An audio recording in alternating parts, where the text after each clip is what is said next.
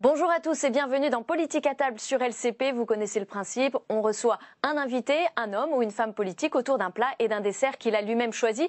Et cette semaine, pour présenter avec moi cette émission, Jean-Pierre Montanet. Bonjour Brigitte, bonjour Aurore Berger. Bonjour. Et cette semaine, nous recevons donc Aurore Berger. Bonjour et bienvenue à vous. Vous êtes députée La République En Marche des Yvelines, présidente déléguée du groupe majoritaire à l'Assemblée. Vous représentez, on peut dire, l'aile droite de la majorité. Vous adhérez à 16 ans à l'UMP. Vous soutenez tour à tour Nicolas Sarkozy, Alain Juppé, François Fillon, avant de vous rapprocher du candidat Macron. C'est en 2017. Très engagé sur les sujets culturels, vous défendez aussi le bien-être animal, ce qui ne vous empêche pas de ne pas manger de viande, n'est-ce pas Jean-Pierre? Oui, avec un bœuf bourguignon, un plat qui annonce l'hiver, idéal pour égayer nos soirées en mode couvre-feu. Et en dessert, un gâteau qui exige, Aurore Berger, l'excellence, un moelleux au chocolat. Dans les pieds dans le plat, vous nous direz comment enseigner la liberté d'expression à l'école et comment protéger les professeurs après l'assassinat terroriste de Conflans-Sainte-Honorine. Dans le dessous des plats, une pensée pour notre bœuf. Peut-on en finir avec l'élevage intensif? Nous sommes allés dans le Morvan sur une exploitation qui élève des porcs en plein air. La belle vie, quoi. Allez, on passe à table. Tout de suite, c'est cuisine et confidence.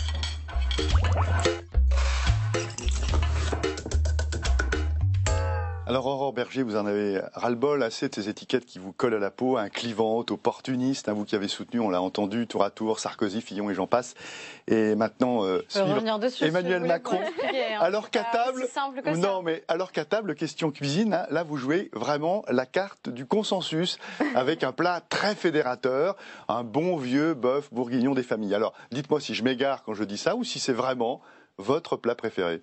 Alors c'est l'un de mes plats préférés parce que c'est un plat d'enfance, c'est un plat que me préparait et que continue à me préparer ma maman.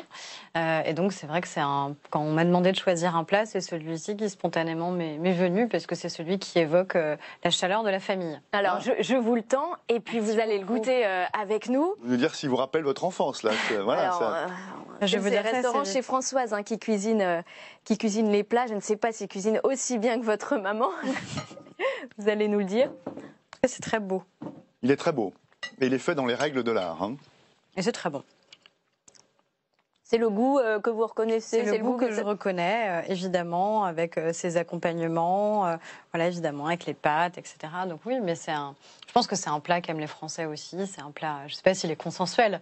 Parce que là aussi, sur le terrain, oui, il y a des choses qui sont de moins en moins consensuelles. Moins en moins consensuelles. Et vous êtes assez traditionnel en matière culinaire? Oui, c'est vrai. Je suis pas une grande expérimentale, on va dire ça comme ça. Plutôt blanquette, des choses comme ça. Oui, j'aime bien les plats, des plats assez classiques, parce que c'est tout simplement les plats aussi auxquels j'ai pu être habituée. Donc de l'ossobuco, du bœuf carotte, quand c'est pas du bœuf bourguignon, du pot-au-feu. Voilà, sont des plats qui sont surtout dans cette période.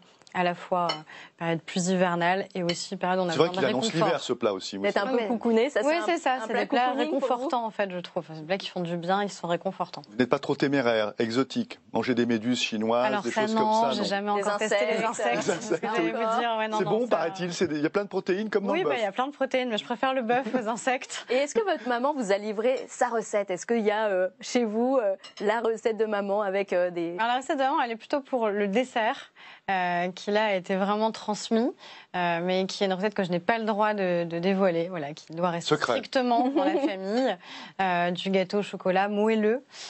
Donc ça, pour le coup, il y a interdiction de dévoiler quoi que ce soit sur la manière avec laquelle maman prépare la recette, mais moi maintenant j'ai le droit de le faire. Alors le bœuf bourguignon de votre maman, mais est-ce que vous le faites vous-même? Est-ce que Aurore Berger est au fourneau avec ses carottes, ses petits lardons et sa macreuse?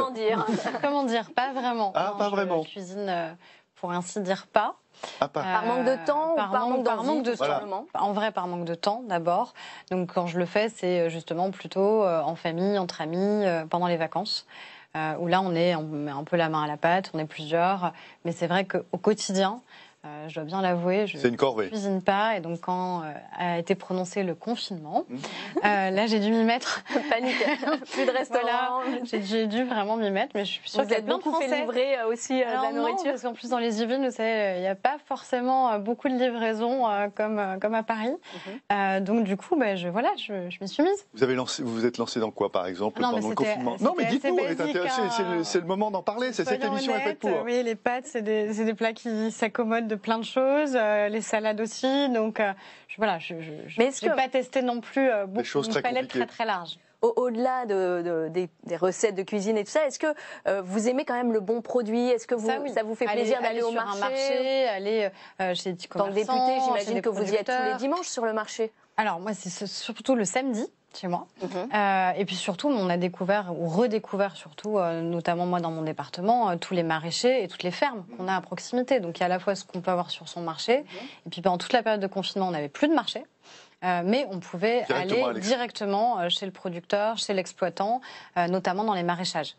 Donc j'ai fait comme beaucoup de Français, j'ai pu aller aussi me fournir directement chez les producteurs et dans les fermes. Donc le bio quand même, c'est quelque chose que vous regardez si vous pouvez, ou ça dépend. Les circuits courts, alors circuit court, ça oui, j'essaye vraiment de le faire, un peu par militantisme aussi local, parce que je pense que c'est important de faire vivre ceux qui travaillent à proximité de chez nous et qui travaillent bien en plus. Et après, bio quand c'est possible. Et puis de toute façon, même quand c'est pas bio, on a honnêtement une agriculture de qualité en France. Je crois que les Français l'ont découvert ou redécouvert justement pendant le confinement. Et donc on peut s'alimenter de manière, déjà à des prix qui sont raisonnables dans notre pays, ce qui n'est pas toujours le cas. Et on peut bien s'alimenter, d'autant plus qu'en cuisine, en effet.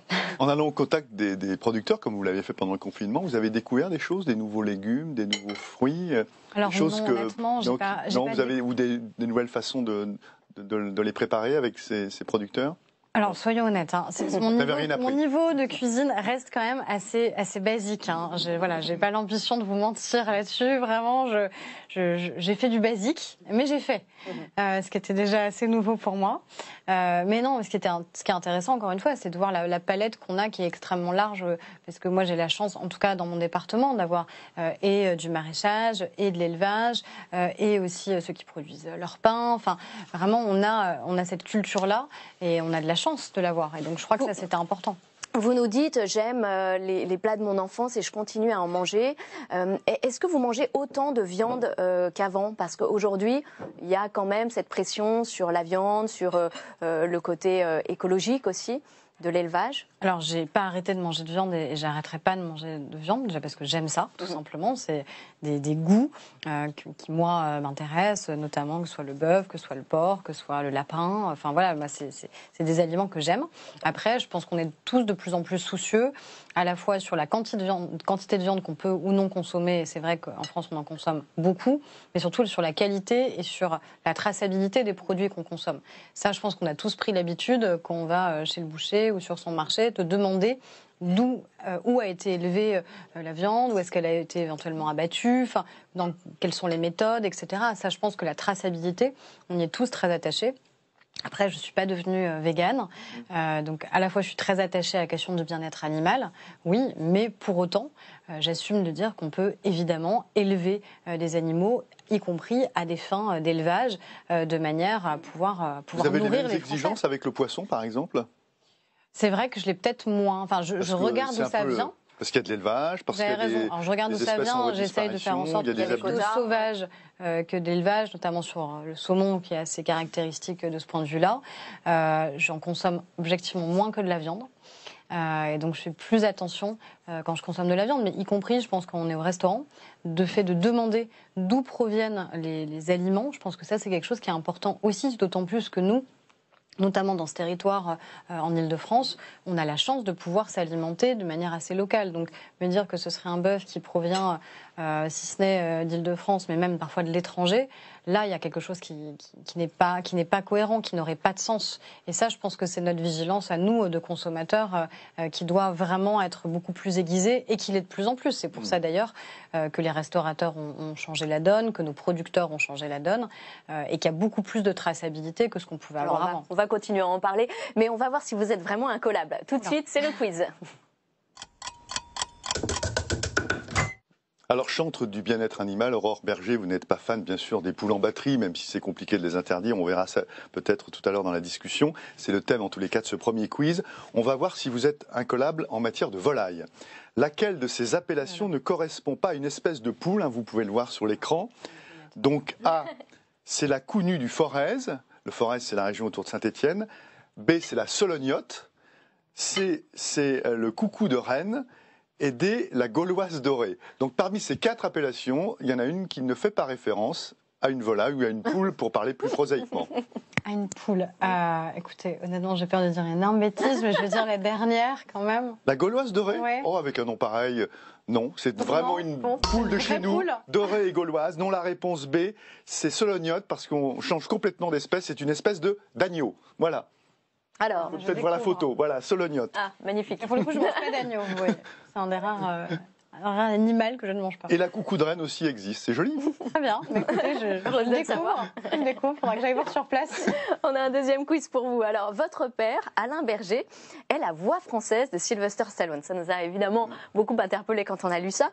Il a notamment interprété Rambo pour jouer ses rôles d'acteur. Alors, Rambo, il se musclait grâce à des régimes qui étaient hyper protéinés. C'est donc le thème de ce quiz que vous allez pouvoir découvrir. Lequel de ces morceaux de viande est le plus protéiné? Alors, A, la bavette de bœuf, B, le foie de veau, C, le gigot d'agneau et D, le filet rôti maigre de porc. Plus protéiné? Oui. Celui que mangeait le plus. Alors, je ne suis pas sûre que ce soit un des quatre, pour être honnête, qu'il aurait mangé. Manger des gélules plutôt, non? De la poudre protéinée. Je ne sais pas. Je sais qu'il s'entraînait en cognant contre de Mais la aussi, viande j'ai vu qu'il mangeait. Il faisait des régimes hyper protéinés pour être très musclé. Je crois que ce ne soit pas tout à fait naturel. Écoutez, j'hésite entre les deux premiers. Je veux dire le bœuf. Ah mais non, mais ni l'un ni l'autre. Ah bon? Oh là là, je suis très mauvaise sur ces quiz. Alors c'est le rôti de porc, c'est ça? Le rôti maigre de porc, qui porte mal son nom. Oui, avec près de 30 grammes de protéines pour 100 grammes, c'est-à-dire un tiers de protéines, alors que les autres, on est plutôt près de 19 grammes ou 22 grammes. C'était une question. Dit le foie de veau en fait, je me serais trompée. Oui, mais moi aussi je me serais trompée aussi. Ouais, c'est gentil de me faire culpabiliser. Alors vous êtes très engagé en politique et pourtant donc on a appris que votre père était la voix de Sylvester Stallone, votre maman la voix d'une actrice très connue des Feux de l'amour. On parlait politique. Amour, gloire et beauté, attention. Amour, gloire et beauté, oh là mon Dieu, quelle erreur. Et du coup, on parlait, c'était quoi? Vous étiez baigné dans ce monde de la culture ou dans le monde politique ou les deux? Vous avez fait les deux, le transfert? Les deux, mais mes parents sont comédiens, donc j'ai la chance d'avoir été élevée dans les livres, élevée dans la musique, en allant depuis ma plus tendre enfance au cinéma et au théâtre. Donc ça, je pense que c'est une chance inestimable en termes de transmission, et ça j'en ai bien conscience. Mais j'ai aussi été élevée et aimée d'ailleurs dans le débat.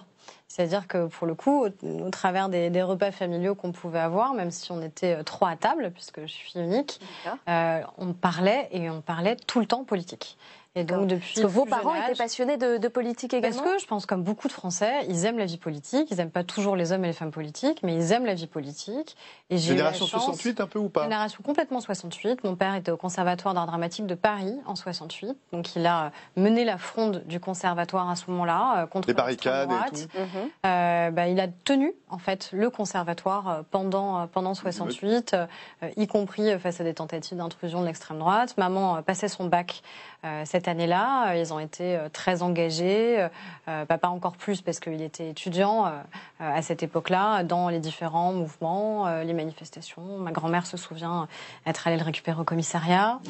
Donc non, il a été extrêmement engagé dans cette période, et donc je pense qu'en tout cas, cette fibre-là, qui n'a jamais été un engagement partisan, ils n'ont jamais adhéré à un parti politique, mais cette fibre d'engagement, moi, ils me l'ont clairement transmise.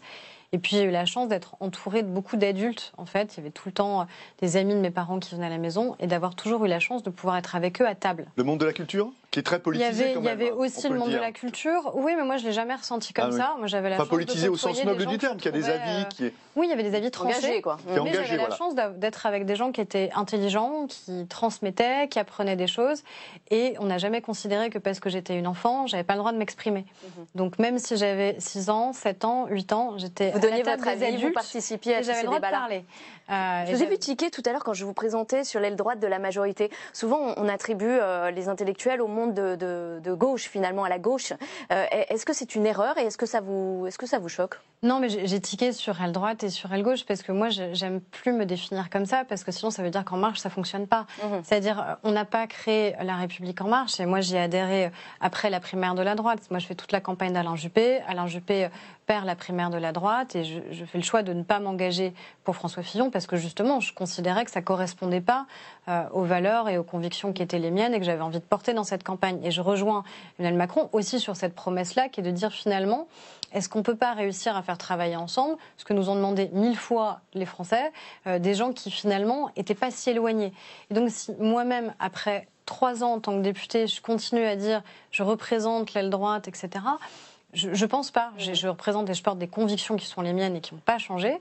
Mais je crois que c'est heureusement un peu plus compliqué que ça aujourd'hui. Juste une petite curiosité, Brigitte, parce que quand on a un papa qui prête sa voix à un boxeur, quand on doit aller se coucher, Rocky, hein. Rocky, oui, et Sylvester Stallone, quand on doit aller se coucher, on doit filer doux, non? Quand on est enfant et que non, le papa mais j'ai la chance d'avoir eu. Alors, il m'a jamais parlé de la même manière. Rassurez-vous, il interprète des rôles. Non, mais c'est ce que je voulais savoir. Mais, son meilleur rôle est quand même celui d'être papa. Et donc, son premier rôle, c'était celui-ci. Et vous l'avez jamais rencontré, Sylvester Stallone? Alors, mon père l'a rencontré à plusieurs reprises, mais pas moi.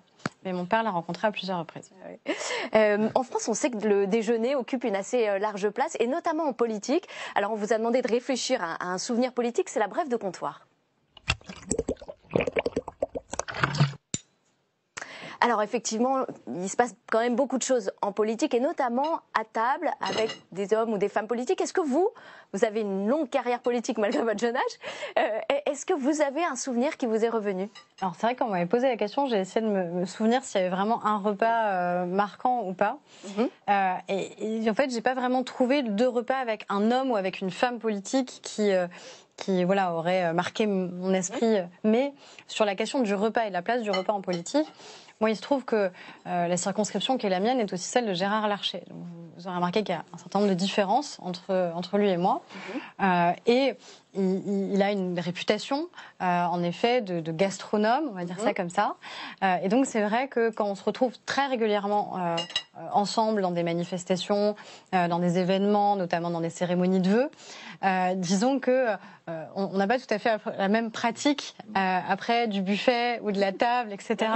Donc il y a eu un gastronome, c'est plutôt laudateur. Hein. Oui, non, mais je le dis de manière positive parce que je pense que en France, être un bon vivant, c'est plutôt quelque chose de positif et j'ai pas l'impression non plus de trop me restreindre.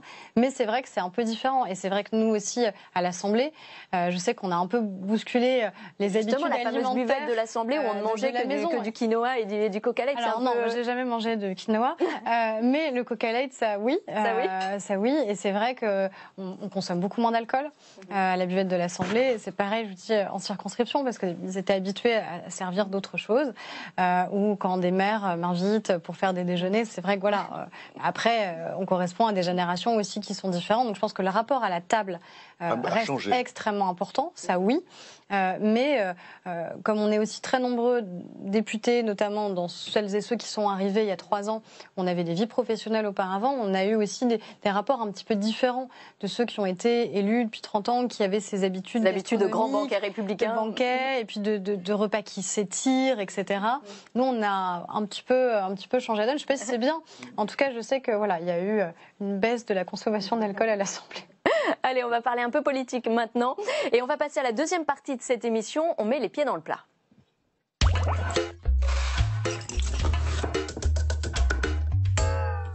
Dans les pieds dans le plat, vous nous direz si Emmanuel Macron a trop attendu avant de lutter contre le séparatisme. Faut-il ajouter un volet sur l'éducation? Sinon, comment mieux protéger les professeurs ou comment mieux enseigner la laïcité? Les réseaux sociaux se font l'écho de propos terroristes. Comment sanctionner les auteurs? Que peut-on attendre des plateformes? Élodie Aucher, vous nous avez rejoint sur ce plateau. Vous êtes journaliste politique, on peut vous voir notamment sur CNews. Et puis Jim Jarassé, bonjour.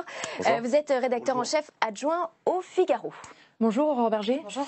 L'attentat qui a visé Samuel Paty a eu lieu à Conflans-Sainte-Honorine, dans les Yvelines. C'est aussi le département où vous-même êtes élu. Quand on est député, quand on représente précisément ce territoire, comment on vit ce drame? C'est un département qui a été soumis à rude épreuve. On avait aussi vécu l'assassinat des 2 policiers au Mureaux qui avaient été assassinés dans leur domicile et devant leurs enfants. Donc malheureusement, c'est un département qui a déjà subi des drames innommables. Là, je crois que celui-ci, il y a eu un effet de sidération qui a été encore plus puissant. Parce que c'était en plein jour, en pleine rue, un enseignant qui enseignait tout simplement en fait et qui a été uniquement assassiné pour le fait d'avoir enseigné. Donc ça a suscité une vague d'émotions évidemment à travers l'ensemble du pays, mais je pense d'autant plus forte dans le département où très vite on a eu besoin de se retrouver. Donc il y a eu beaucoup d'hommages citoyens dès le lendemain, dès le samedi. Moi j'y étais dans un village, une toute petite commune de ma circonscription parce que les gens avaient besoin de parler. Qu'est-ce qu'ils vous disaient justement les administrés? Déjà, il y avait eu le fait d'avoir besoin d'être ensemble et de partager cette sidération parce que finalement on avait du mal à réaliser ce qui s'était passé. C'est ça qui, à mon avis, on a encore du mal aujourd'hui, une semaine après, à réaliser que ça ait pu se produire. Et que ça ait pu se produire à l'encontre d'un enseignant uniquement pour le simple fait qu'il est enseigné, que des collégiens les désignaient, et donc finalement les envoyés à mort. Alors, j'ose espérer qu'ils n'en avaient pas conscience, au moins ils l'ont fait. Mais enfin, il y a tout cet enchaînement de faits en plus qui ajoute à l'horreur du crime qui a été commis et qui rajoute, encore une fois, aussi ce que Citoyen disait, au sentiment d'impuissance. C'est-à-dire comment, en tant que citoyen, on peut concrètement aussi agir, qu'est-ce qu'on aurait pu ou dû faire. Et une inquiétude très forte, évidemment, de la communauté enseignante. Les enseignants étaient en vacances à partir du vendredi soir et ils s'inquiètent. Et je comprends évidemment pour la rentrée scolaire comment cette rentrée va se passer, comment expliquer aux enfants à nouveau leur métier, est-ce que ça va changer un rapport entre les enseignants et les parents d'élèves qui vont peut-être enfin se sentir plus solidaires des enseignants et de ce qu'ils sont passés. Vous avez évoqué la commune des Mureaux, c'est la commune qu'a choisi Emmanuel Macron pour présenter son texte sur le séparatisme. Il le présente plus de 3 ans après son arrivée à l'Élysée, alors que la menace terroriste finalement est connue de longue date, au moins depuis 2015 et les premiers attentats de Charlie. Est-ce qu'il n'a pas trop tardé quand même, Emmanuel Macron, à prendre conscience de l'ampleur de ce phénomène ? Je crois que la prise de conscience, elle est dès le premier jour déjà, parce que pendant la campagne présidentielle elle-même, juste avant le premier tour, on a un attentat qui se produit sur les Champs-Élysées. Et donc, je pense que personne, aucun candidat à l'élection présidentielle, aucun président de la République peut ne pas avoir conscience de l'ampleur de la menace qui pèse sur chacune et sur chacun d'entre nous. Après, la question, c'est comment est-ce qu'on doit adresser cette menace? Est-ce que c'est de nouveaux textes législatifs qui sont nécessaires? On a eu à la fois, au tout début du mandat, la sortie de l'état d'urgence qui avait été annoncée pendant la campagne présidentielle et un certain nombre de ces mesures qui sont entrées aussi dans le droit commun. Vous vous souvenez aussi du débat que ça avait suscité à l'époque, où on nous disait qu'on allait trop loin. On restreignait les libertés. On restreignait les libertés publiques, qu'on ne devait pas intégrer ces mesures dans le droit commun. Mais en fait, évidemment que si, malheureusement. On aurait tous préféré que ces mesures n'aient pas à être intégrées dans le droit commun, mais ça devient nécessaire parce qu'encore une fois, la menace, elle est permanente. Et puis après, il y a la question du discours en politique. Est-ce qu'on a besoin à un moment d'avoir un niveau d'expression?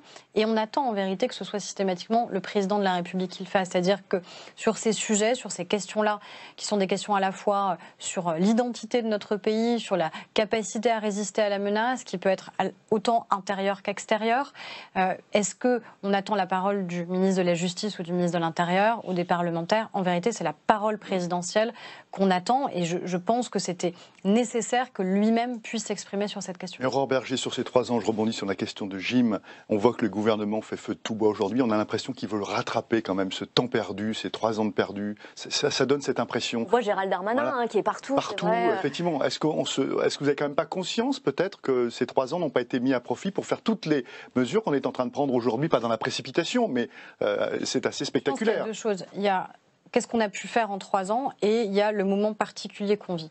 En 3 ans, on a augmenté les capacités de nos forces de l'ordre. On a continué les recrutements. On a enfin remis d'équerre les renseignements territoriaux qui avaient été complètement sapés. Et on voit bien à quel point on a besoin d'avoir des renseignements dans nos territoires et pas uniquement organisés au niveau national. On a fermé des lieux de radicalisation. On a pris des dispositions pour lutter contre les écoles qui sont hors contrat, etc., etc. Donc on a un certain nombre non seulement de dispositifs nouveaux qui ont été mis en place, de moyens qui ont été renforcés et d'un caractère opérationnel aussi. Encore une fois, 356 lieux de radicalisation qui ont été fermés en 3 ans, c'est tout sauf anodin et évidemment un certain nombre d'attentats déjoués. Après, il y a 2 choses. 1, on communique rarement sur les succès.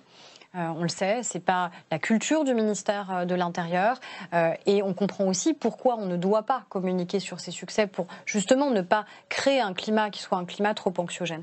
Après, ce que je remarque aussi, c'est que peut-être que pour la première fois, je ne sais pas si c'est durable ou pas, et c'est peut-être ça aussi qui permet cette accélération aujourd'hui dans les mesures qui sont annoncées et mises en œuvre par le ministre de l'Intérieur, c'est que enfin tout le monde donne le sentiment d'avoir pris conscience du problème. Mais ce n'était pas le cas il y a 3 ans. On voit que beaucoup a été fait, mais il y a quand même un trou dans la raquette, et notamment là on le voit, c'est sur les réseaux sociaux. Vous avez essayé avec la loi Avia de contrôler ou de donner les moyens aux plateformes en tout cas qu'elles contrôlent davantage. Aujourd'hui, est-ce qu'il faut changer la Constitution pour pouvoir intervenir sur les réseaux sociaux, freiner ces messages de haine ou voir ces appels au meurtre? Je comprends cette question, mais déjà il y a plusieurs choses. Un, ce que j'entends sur l'anonymat sur les réseaux sociaux, c'est pas du tout le problème qui s'est posé là. Non. Personne ne s'est exprimé de manière anonyme. Pour autant, vous n'êtes pas pour la levée de l'anonymat? Sauf ceux qui ont répondu au tweet, mais on peut les retrouver. Mais eux, ils étaient anonymes. Il s'est exprimé sous son nom. Celui qui dirige une association islamiste, il s'est exprimé sous son nom. Donc on ne lève pas l'anonymat. C'est une vraie question, la question de la levée de l'anonymat. Vous avez aussi sur des réseaux sociaux aujourd'hui des enseignants qui s'expriment de manière anonyme pour aussi raconter ce qu'est leur métier, des avocats, des magistrats, etc. Vous pouvez aussi considérer que dans un certain nombre d'autres pays qui sont moins démocratiques que le nôtre, si vous n'avez pas la garantie de l'anonymat, vous avez des militants politiques qui ne pourront plus s'exprimer. Oui, mais l'anonymat ne pose problème qu'effectivement s'il est porteur de haine. En tout cas, dans ce qui s'est passé, dans cet attentat, c'est pas la question de l'anonymat qui est en question. Et preuve en est, encore une fois, ils se sont exprimés à visage découvert, ce qui est peut-être encore plus inquiétant d'ailleurs sur ce que c'est dit. Après, sur la question des réseaux sociaux, ils sont un vecteur avant tout, et ils sont le syndrome d'une société qui est malade, et qui est malade parce qu'en effet, dans les 20 dernières années, et c'est ce que je disais cette semaine à l'Assemblée, c'est-à-dire qu'on a eu 20 années de naïveté et de lâcheté sur ces sujets-là. Donc, est-ce qu'il faut renforcer les règles sur la question des réseaux sociaux? Peut-être. Est-ce qu'il faut surtout renforcer l'efficacité opérationnelle, c'est-à-dire que quand on voit qu'il y a un harcèlement ciblé qui est en train de se mettre en place à l'encontre d'un enseignant ou un encontre, je sais pas, d'un pompier, d'un journaliste, d'un fonctionnaire, enfin de quelqu'un qui est dépositaire d'une forme d'autorité ou de pouvoir public, alors comment le signalement doit être fait et comment les contenus doivent être retirés? Est-ce que pour autant on considère qu'il faut donner le pouvoir aux plateformes de décider par elles-mêmes quels sont les contenus qui mériteraient d'être retirés? Je ne sais pas, certaine qu'on ait envie d'en arriver là et que ce soit une bonne chose qu'on en arrive là. Parce qu'encore une fois... Donc c'est à la puissance publique de pouvoir contrôler ça. Je pense que c'est à la puissance publique de pouvoir le contrôler, de le mesurer. Je pense que c'est à la puissance publique de renforcer les moyens. Pharos notamment, qui est la plateforme de signalement, doit avoir ses moyens financiers et donc humain être largement conforté. Vous voyez aussi aujourd'hui, par exemple, que le risque que vous avez quand vous demandez aux plateformes de contrôler et donc de retirer des contenus, c'est qu'elles finalement elles ouvrent le parapluie et donc que vous ayez un certain nombre de contenus qu'on ne veut pas voir être retirés, qui le soient demain.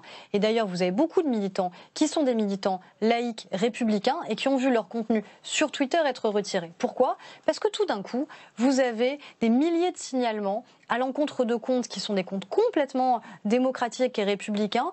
Et donc, forcément, la plateforme, ne voulant pas prendre de risques, préfère retirer ses contenus. Les Femen ont vu leur contenu être retiré. On peut contester leurs modalités d'action, mais enfin, objectivement, on voit bien qu'on ne peut pas les comparer à des modalités d'action des islamistes dans la manière avec laquelle ils se propagent sur les réseaux sociaux. Donc, moi, je suis très vigilante sur ces questions-là.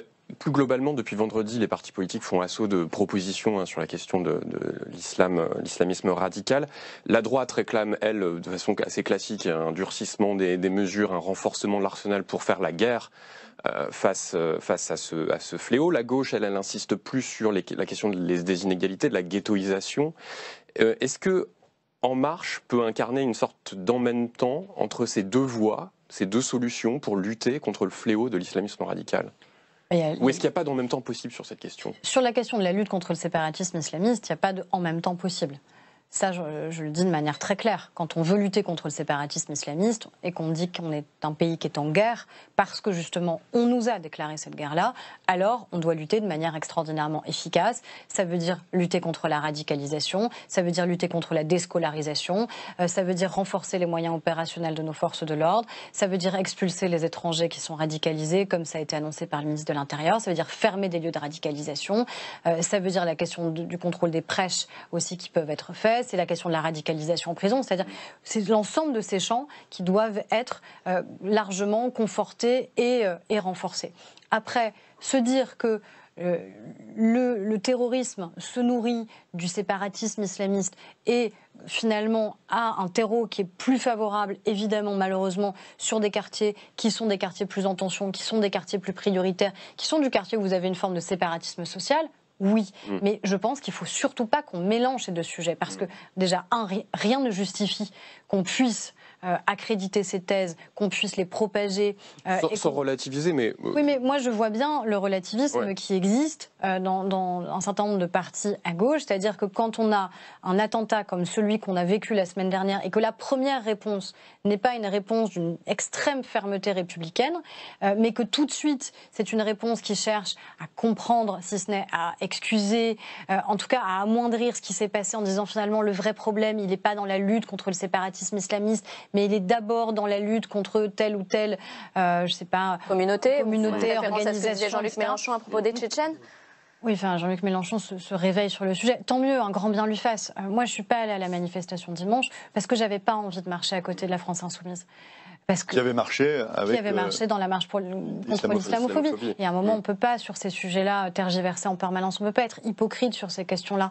Moi, je ne marche pas à côté de ceux du comité Adama Traoré. En fait, à un moment, si on veut lutter avec efficacité, il faut enfin qu'on dise clairement quel est le mal dans ce pays et qu'on l'adresse. Et quand on vous dit finalement il y a une accélération aujourd'hui, je pense que cette accélération, elle est possible aujourd'hui parce que vous avez enfin un climat politique qui change dans le pays et qui n'est pas un climat politique qui viendrait donner raison à l'extrême droite, parce que c'est tout de suite de cela que l'on est accusé immédiatement. C'est juste un climat politique qui dit qu'enfin, on considère, et qu'il y a pour l'instant en tout cas une forme de concorde qui existe là-dessus pour se dire que le mal qu'on doit traiter, il ronge notre société et qu'on ne peut plus accepter que ça continue. Concorde, y compris au sein de votre majorité. On a vu que le gouvernement souhaite remanier l'Observatoire de la laïcité qui est dirigé par des anciens socialistes, en l'occurrence Jean-Louis Bianco, qui sont accusés d'être... ambigu ou laxiste, je ne sais pas quel est le terme. Il y a un certain nombre de députés de votre groupe qui ont pris la défense justement de Jean-Louis Bianco et de Nicolas Cadenne qui dirigent cet observatoire. Est-ce que du coup il y a deux lignes au sein de la majorité? Alors déjà c'est un sujet qui est quand même un peu différent de celui de la lutte contre le terrorisme. Ouais. Quand même. Après, ma question, c'est pas est-ce qu'ils sont anciens socialistes, UMP, LR, c'est pas le sujet. La question, c'est quelles sont les missions qu'on assigne à l'Observatoire de la laïcité. Si on considère que l'Observatoire est utile parce qu'il permet justement d'observer les phénomènes que l'on a dans notre société, de mesurer les atteintes qui sont faites à la laïcité, comme par exemple Jean-Michel Blanquer le fait de manière très claire au sein de l'école, alors il faut qu'on ait des gens qui soient inflexibles sur ces questions-là. Or, je considère qu'aujourd'hui, l'Observatoire de la laïcité a passé plus de temps à lutter contre des laïcs dans notre pays qu'il n'a passé de temps, finalement, à essayer de renforcer les principes qui sont les nôtres. Ils ont eu des attitudes qui sont ambiguës, ils ont accepté de préfacer des livres, par exemple. Quand on accepte de préfacer le livre de l'avocat du CCIF, je suis désolée, mais je crois que ça interpelle quand même. On n'est pas sur une association, on est sur un organisme qui est un organisme public, d'État, financé par les Français. Donc, moi, je pense que l'outil est utile, mais qu'aujourd'hui, son pilotage est inefficace, voire même contre-productif. Donc vous êtes de seuls qui disent qu'il faut faire le ménage dans ce... Je crois que dans la période, il faut accepter de faire le ménage partout où c'est nécessaire pour qu'enfin, on ait des principes républicains et laïques qui soient très clairement énoncés et qui soient très clairement ensuite mis en œuvre, tout simplement. Et donc la question, c'est pas pour ou contre telle ou telle personne à dominer, c'est juste, si l'outil est bon, alors il faut encore une fois que il en ait les moyens et que celles et ceux qui l'incarnent soient conformes à la ligne qui est celle du gouvernement. Et vous parliez de nommer le mal. Vous, notamment, vous aviez pointé du doigt, justement, la responsabilité du collectif contre l'islamophobie en France, disant qu'ils avaient participé à cette chasse à l'homme. Maintenant, Gérald Darmanin veut le dissoudre, mais est-ce que c'est pas un petit peu tard, ce mal? Vous le connaissiez finalement avant, et c'est justement maintenant que les mesures sont prises. Il a fallu en arriver là pour qu'enfin on prenne des mesures? Alors, moi, j'ai pas l'impression d'avoir tardé à nommer les choses. Vous pouvez retrouver des déclarations de ma part sur ces sujets-là qui sont tout à fait constantes. Donc, moi, j'ai jamais eu de difficulté à nommer le mal sur l'islamisme en particulier. Sur le CCIF, ça fait de nombreuses années qu'on est un certain nombre à dénoncer cette organisation et que oui, on a eu parfois l'impression de ne pas être suffisamment soutenu dans la manière avec laquelle on pouvait dénoncer les choses. Parce que c'est difficile aussi de les combattre. parce que à partir du moment où vous les combattez, vous êtes attaqué en diffamation, parce que ils mènent une guérilla qui est une guérilla judiciaire à l'encontre de celles et ceux qui osent leur apporter la contradiction, parce que vous vous retrouvez avec un certain nombre de menaces qui sont proférées là, notamment sur les réseaux sociaux. Vous souhaitez la dissolution. Moi, je souhaite cette dissolution. Ça va être le cas, vous pensez que cette procédure, elle va pouvoir aller à son terme? Le ministre a clairement dit qu'il souhaitait que ça puisse être dissous. C'est quand même pas un hasard si dans ce qui s'est produit, systématiquement, les parents d'élèves qui se sont insurgés et qui ont commencé à mener ce lynchage et cette chasse à l'homme se sont revendiqués à chaque fois du CCIF, ont donné les coordonnées du CCIF. Donc à aucun moment, évidemment, le CCIF n'a dit stop sur la manière avec laquelle ce professeur était mis en cause. Au contraire, à chaque fois, puis ça crée un climat dans ce pays qui fait que ils essayent, eux, de créer un véritable séparatisme. C'est-à-dire, ils essayent, eux, de dire aux musulmans dans notre pays, en fait, les lois aujourd'hui dans notre pays sont faites contre vous. Quand ils organisent une marche contre l'islamophobie, ils disent quoi? Ils disent il y a du racisme d'État, il y a un racisme anti-musulman. Sans faire de lien, mais est-ce que la lutte contre l'islam radical, elle passe par ne pas porter le voile pour une femme lorsqu'elle accompagne lors des sorties scolaires, ou par l'arrêt des menus confessionnels, le fait de ne pas manger de porc peut-être à la cantine? C'est des débats qu'on a déjà eus. Vous connaissez mes positions. Sur la question des cantines scolaires, moi, je n'ai jamais forcé un enfant qui ne mange pas de porc à manger du porc. Enfin, est-ce qu'il faut un menu particulier ou est-ce que ce jour-là, il mange des légumes, il mange des honnêtement, je pense que rouvrir ce débat-là, ce serait extraordinairement contre-productif. Maintenant. Surtout dans ce moment-là. C'est-à-dire qu'amalgamer ce qui se passe dans une cantine scolaire, là où, en général, ça se passe bien. C'est-à-dire, à un moment, c'est des mères qui ont fait les choix. En général, d'ailleurs, la plupart du temps, il y a des menus végétariens qui ont été mis en place, ce qui permet justement de créer plus de concorde et ne pas diviser entre ceux qui prendraient tel ou tel type de repas. Moi, je suis pas pour des repas confessionnels à l'école publique, mais je suis pour qu'il y ait des alternatives, parce qu'en effet, l'enfant, soit qui n'a pas envie de manger de viande ou de manger de porc, on va le forcer. Et c'est ce qui a été fait. Sur ce sujet, qu'est-ce que vous pensez de la prise de position de Gérald Darmanin, qui a pointé du doigt certaines grandes surfaces qui mettent des rayons communautaires, de nourriture communautaire, en disant qu'il y avait qui faisait une économie là-dessus. Est-ce que c'était utile ? Écoutez, je crois que les propos ont été quand même, il y a eu 30 secondes qui ont été extraites d'un propos qui était beaucoup plus long de la part du ministre. Je crois que ce qu'il veut dire surtout, c'est qu'à un moment, on ne peut pas avoir une forme de séparatisme qui existe un peu partout. C'est-à-dire, on ne peut pas avoir une société qui serait comme ça, fracturée, morcelée, communauté contre communauté. C'est ça qui est important. Après, que des personnes dans notre pays aient envie de pouvoir vivre leur religion chez eux, la vivre dans leur famille, et donc pouvoir tout simplement trouver aussi la capacité à s'alimenter pour pouvoir le faire, je crois que c'est juste pas le débat. Et c'est d'ailleurs pas ce qu'il a voulu dire non plus. Donc encore une fois, on a un sujet qui est trop important pour qu'on se divise sur des points qui seraient plus accessoires et qui derrière, on le sait bien, par la force du symbole, vont emporter tout le reste, parce qu'on ne parlera plus derrière des vrais sujets. Quand on parle par contre de la lutte contre la déscolarisation, ça c'est une question qui est essentielle. Ça c'est dans le projet de loi séparatisme. Ça va être dans le projet de loi. Mais de la même manière, quand Jean-Michel Blanquer, moi je me souviens très bien, parce que je vois bien le procès qu'on est en train d'essayer de lui attenter sur ce qui s'est passé, sur la manière avec laquelle est-ce que la hiérarchie a suffisamment soutenu, etc. pour être dans ce département, pour connaître la rectrice, pour connaître les équipes qui travaillent au sein de l'éducation nationale, et notamment dans les Yvelines. Je peux vous dire que clairement, toute la hiérarchie de l'éducation nationale a soutenu, s'est rendue sur place, a accompagné l'enseignant. C'est ce qui est assez peu commun par rapport à ce qu'on a vécu dans le passé, d'avoir une directrice d'établissement qui va, avec l'enseignant, porter plainte face aux menaces qu'il subit de la part de parents d'élèves de ce même établissement. Mais Jean-Michel Blanquer, il faut se souvenir aussi des polémiques qui existaient quand lui disait clairement les choses dès le début du mandat sur ce qui se passait. Je me souviens quand il expliquait que notamment dans un certain nombre d'écoles, on avait des petits garçons qui n'acceptaient plus de se mettre à côté des petites filles, où on disait mais il est complètement fou, il fantasme, il exagère la réalité. On le sait depuis le rapport Robin, depuis 2004 d'ailleurs, c'est François Fillon qui a mis un peu sous le tapis et publié en tout cas ce rapport. Vous êtes membre de la Commission des affaires culturelles. Comment on arrive à ramener ces enfants qui ne veulent pas justement chanter la Marseillaise, qui se mettent en marche parfois sur des questions de laïcité, sur la Shoah, sur beaucoup de questions d'histoire. Comment on les ramène et comment on protège les professeurs face à ça ?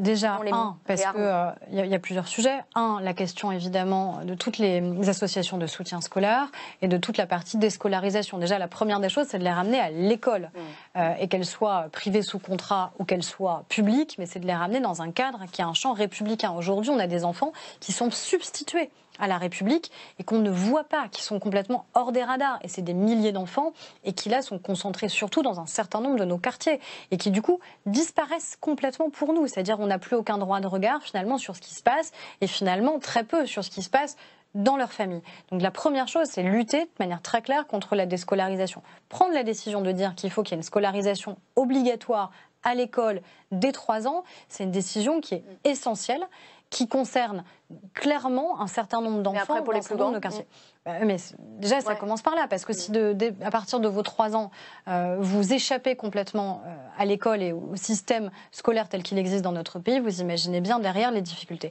Ensuite, ça veut dire que pour le coup, il ne faut pas qu'il y ait du pas de vague ou de mettre la poussière sous le tapis. Il faut que systématiquement, dès qu'on a des atteintes claires à des principes républicains, c'est-à-dire dès qu'on a des certificats de complaisance, soi-disant pour des intolérances au chlore, pour que les petites filles n'aillent pas à la piscine, dès qu'on a des minutes de silence qui ne seraient pas respectées, comme l'hommage que nous aurons à Samuel Paty, comme ça avait pu exister déjà à l'époque de Charlie Hebdo, alors il faut que ce soit systématiquement signalé. Alors il faut que les familles soient convoquées, parce qu'un enfant de 6 ans, de 7 ans, de 8 ans n'a pas l'idée seul de refuser de respecter une minute de silence. Et on va s'arrêter là parce que le temps presse. Merci Élodie Huchard, merci Jim Jarassé d'avoir été avec nous. On va bientôt passer au dessert, il nous sera servi dans quelques instants. Pour l'instant, c'est la 3e partie et c'est le dessous des plats.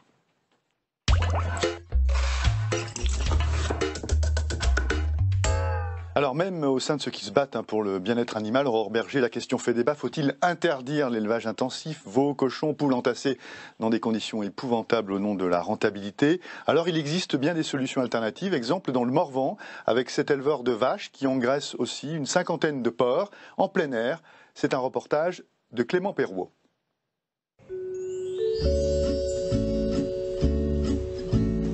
Fabrice Voileau élève une 50aine de porcs dans cette parcelle de maïs. Le tout dans le parc régional du Morvan, le grand luxe pour une vie de cochon.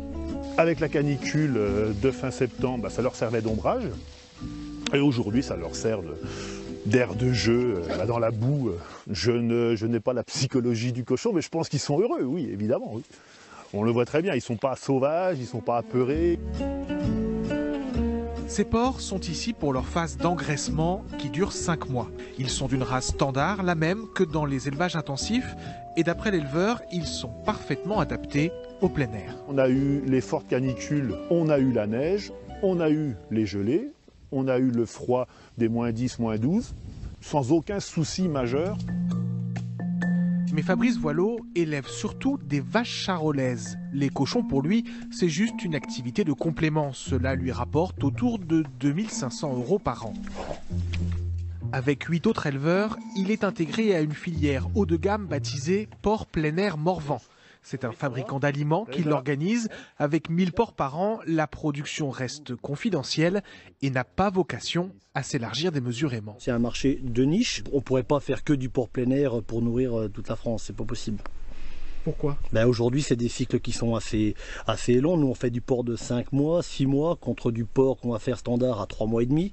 Les animaux, ils ont 120 mètres carrés par cochon. En bâtiment, on est plutôt à 0,65 mètres carrés par cochon.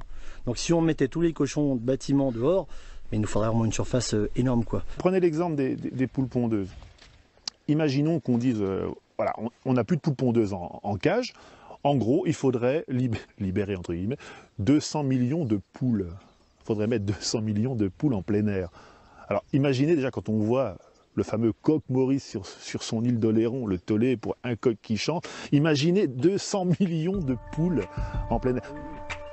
Une surface considérable, couplée à des coûts d'engraissement bien plus élevés, le porc plein air n'est pas prêt à remplacer du jour au lendemain l'élevage industriel.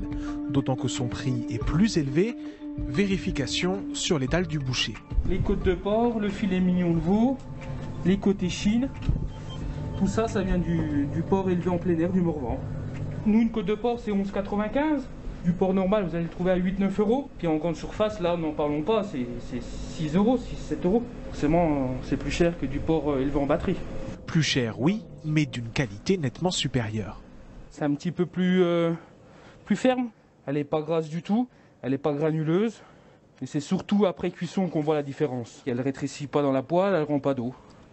Aujourd'hui, cette viande s'adresse d'abord à une clientèle d'amateurs exigeants ou de consommateurs soucieux du bien-être animal.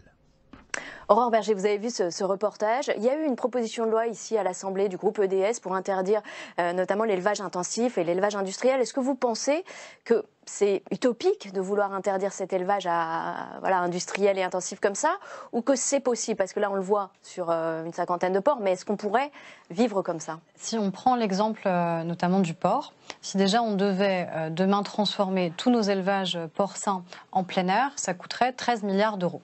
C'est-à-dire qu'il y aurait un investissement de 13 milliards d'euros à réaliser pour permettre ce changement. Et ensuite, vous avez une question de marché.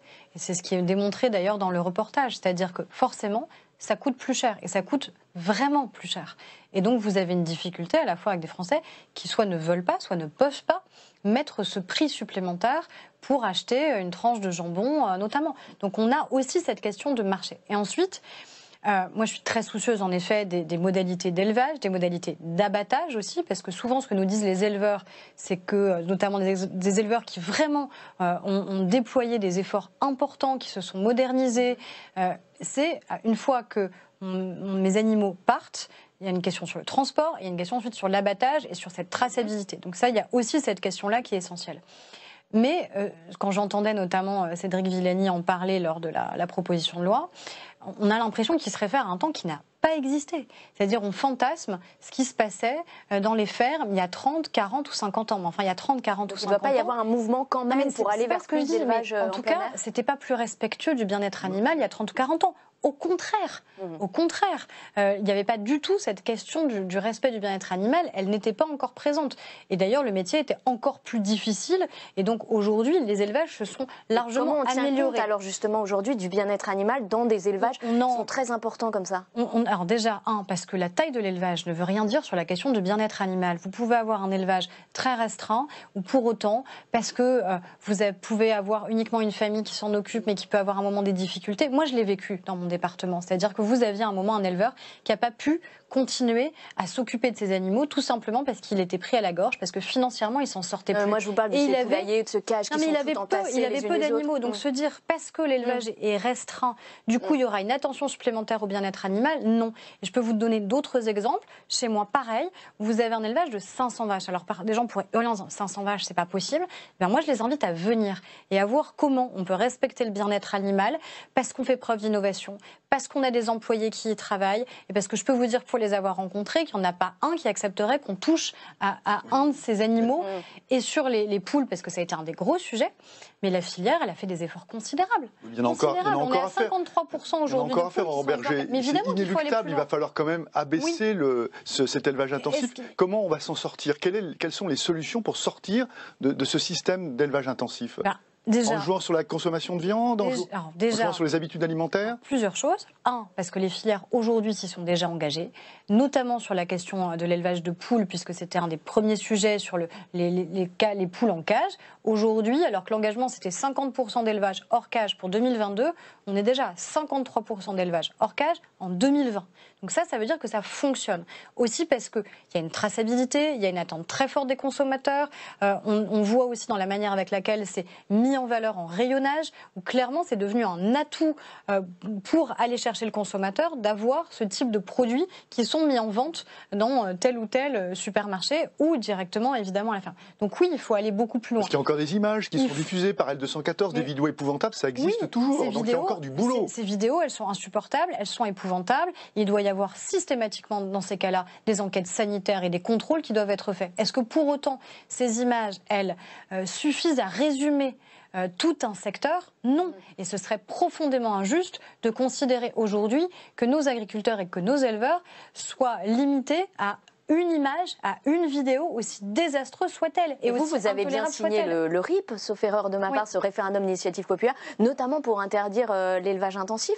Vous n'êtes pas tout à fait finalement en accord? Moi, je l'ai signé pour plusieurs raisons. Un, parce que j'en avais assez que ce sujet-là soit considéré comme un sujet qui était finalement extraordinairement secondaire. Parce qu'à chaque fois, sur ces questions, on nous dit finalement ça peut bien attendre, etc. etc. Sauf que c'est une demande extrêmement forte des citoyens qui nous pousse à agir. Et donc, il n'y a pas de... on ne peut pas en permanence nous dire, finalement, vous verrez bien. Et je peux vous dire que sur ce sujet, depuis 3 ans, pour y travailler avec des députés de mon groupe, au départ, on nous regardait avec des yeux un peu ébahis en disant, bon... En plus, on n'est que des femmes à avoir travaillé au départ sur ce sujet. Bon, elles sont bien sympas, mais ce n'est pas la priorité du moment. Et puis, elles vont retourner s'occuper de leur chat et de leur chien, et ce sera bien suffisant. Il y avait quand même beaucoup de condescendance, il y a encore peu de temps, quand on voulait s'occuper un peu sérieusement de ces questions-là, qui sont importantes quand même, parce que c'est la traçabilité, tout simplement, de notre alimentation. C'est la capacité aussi à mieux rémunérer nos agriculteurs et nos éleveurs, parce qu'ils Donc vous avez fait ça pour faire bouger les choses. Moi, je veux que ça bouge. Il y a pas mal de propositions qui n'ont pas pu passer à l'Assemblée nationale. Est-ce qu'elles vont revenir? Est-ce qu'elles vont être reprises par le groupe majoritaire? Moi, je souhaite clairement qu'on puisse porter dans mon groupe une proposition de loi sur la question du bien-être animal de manière très large. C'est à la fois la question de l'achat compulsif des animaux parce qu'en animalerie, objectivement, ça n'est pas approprié. Et c'est pas de cette manière-là que vous pouvez éduquer un enfant quand il voit, en effet, derrière des petites vitres, un bébé labrador où forcément il n'a qu'une envie, c'est de le récupérer et de le ramener chez lui. Je pense qu'on l'a tous vécu. Sauf que derrière, l'achat compulsif, ça ne vous prépare pas à ensuite être en capacité d'éduquer et d'élever un animal. Donc vous avez cette question-là. Et l'abandon, on est quand même, encore une fois aujourd'hui, le recordman d'Europe de l'abandon des animaux. Donc on a ce sujet-là de rapport à l'animal et de maltraitance qui doit absolument être amélioré. On doit améliorer aussi les conditions sur l'élevage, mais je crois très sincèrement, pour y avoir travaillé, que aujourd'hui les filières ont démontré qu'elles savaient améliorer les conditions d'élevage et le faire de manière très claire. Si en permanence on essaye de jeter du discrédit, et on trouvera malheureusement toujours une image malheureuse, on trouvera toujours une vidéo insupportable. Et ça ne veut pas dire qu'il ne faut pas les condamner. Ça veut juste dire qu'on ne peut pas résumer un secteur... Surtout nos agriculteurs à cause de ça. Aujourd'hui, moi, ce qui m'inquiète plus, c'est le taux de suicide de nos agriculteurs. C'est une des professions. Et le revenu et le minimum retraite. Les revenus de nos agriculteurs. On a quasiment un éleveur sur 3 qui produit du lait qui nous dit qu'il va arrêter. Et qu'est-ce qu'on veut? On veut, à la fin, importer du lait, ne plus être souverain sur ces questions-là. Donc il y a aussi ça. Et donc je pense qu'il faut être aussi très vigilant dans la manière avec laquelle on en parle. Alors il nous reste quelques minutes. On passe au péché mignon.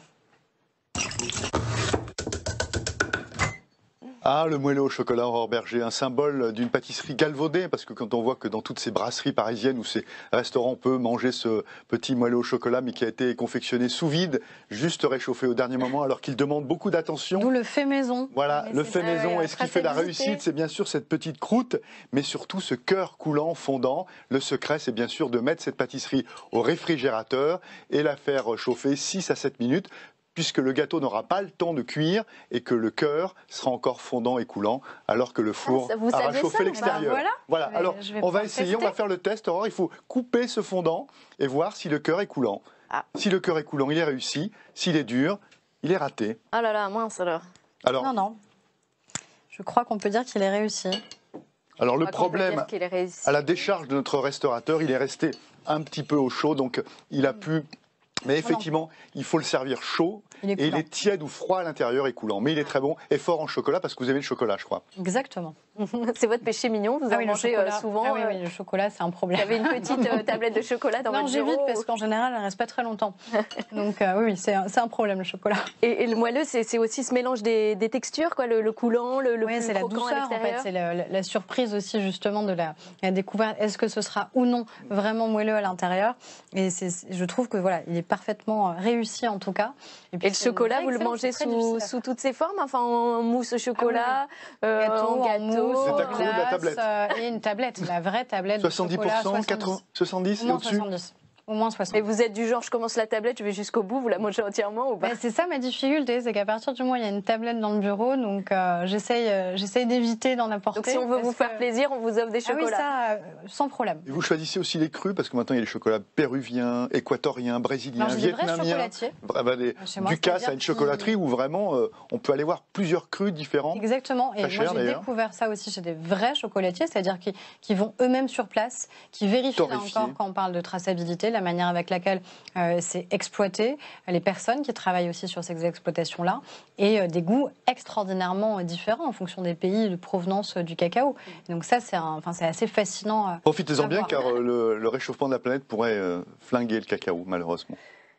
Profitez-en, vous allez pouvoir le terminer.